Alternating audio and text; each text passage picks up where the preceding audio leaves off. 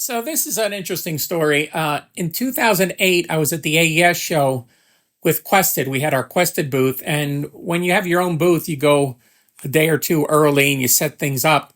And our booth, you can see in the pictures, you can see the Quested speakers, and across the way from our booth was this little shed, and it was by SSL.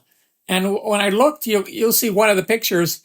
Peter Gabriel is standing over there, and he has like a jeans shirt on and baggy pants and no shoes. I mean, he just looks like a guy working there, you know.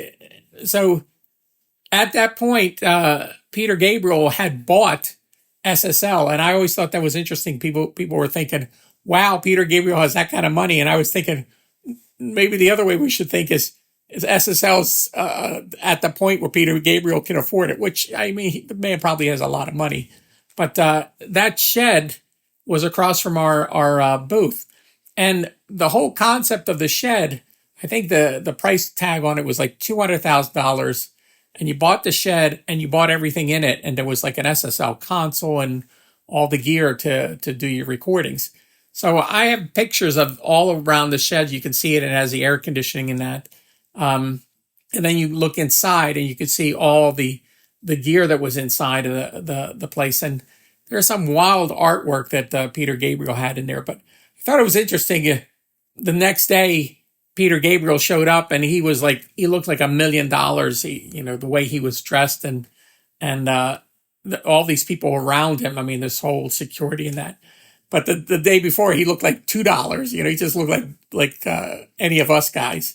And the one regret I had is I didn't go up and talk to him, because all I wanted to find out from him is when his next record was going to come out. And that was 2008. And I think the Up record was the last one he did. And then he did the one with Calibration. He was doing other people's music.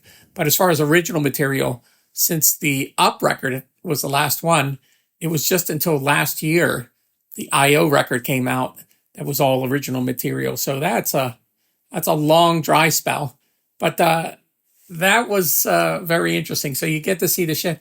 Oh, the other thing I was going to say, I watched a video of how Peter Gabriel composes, because he has his own shed at his studio, the Real World Studios. He has the big main studio, but he also has his own personal space. It's like his own shed. And you can look this up on YouTube.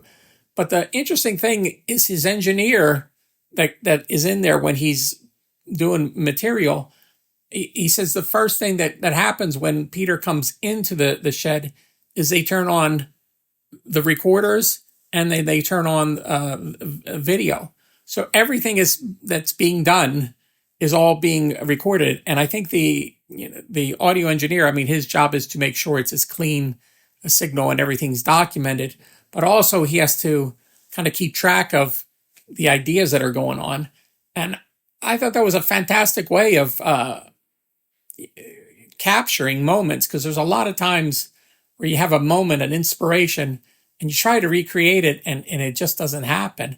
And that is so cool that he just puts it in record and goes and then comes back and says, "Hey, yeah, that part, we're going to cut that out and do something with it." So there you go. So just enjoy the pictures.